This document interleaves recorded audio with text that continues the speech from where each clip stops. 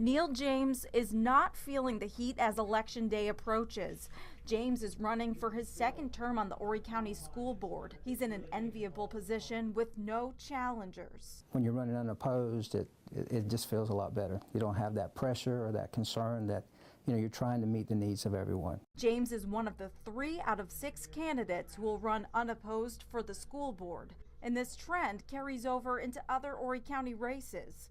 4 out of 7 races in the South Carolina House of Representatives in Horry County are unopposed, as well as 2 out of 7 county council races. Sandy Martin is the director of Horry County's voter registration and elections. She says unopposed races are common. We typically have a lot of races that are unopposed in a general election. Martin says in 2012, 4 out of 9 House races were unopposed, 2 out of 5 county council races, and 3 out of 5 Board of Education races. And it's not just in Horry County. We check the candidate list for every county in our viewing area.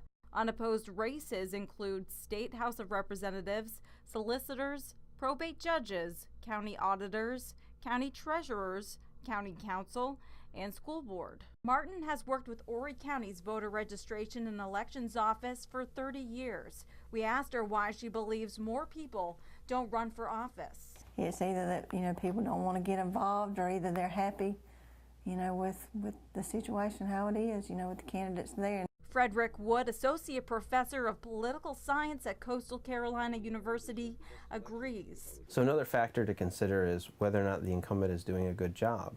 So if that representative is doing well and doesn't create opposition, then there might not be a need for an opponent. But Wood says there are other factors that weigh into a candidate's decision to run. So there's a timing consideration if you are going to challenge an incumbent, to wait until the electoral conditions are more in your favor. This year is an off year with the governor's race at the top of the ballot. Wood says voter turnout tends to be higher during a presidential year. Candidates from the out party aren't going to have the president's coattails. They're not going to get the supporters that say a presidential challenger would attract to an election.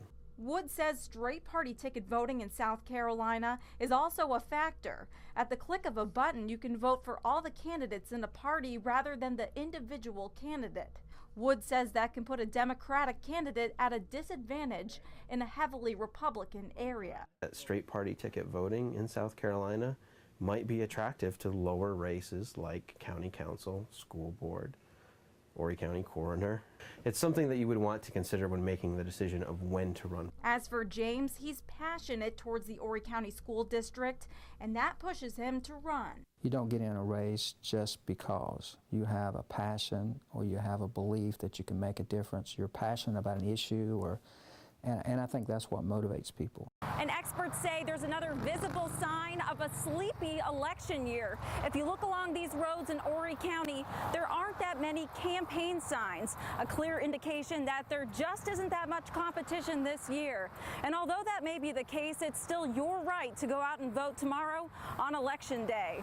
Reporting in Conway, April Baker, WPDE News Channel 15.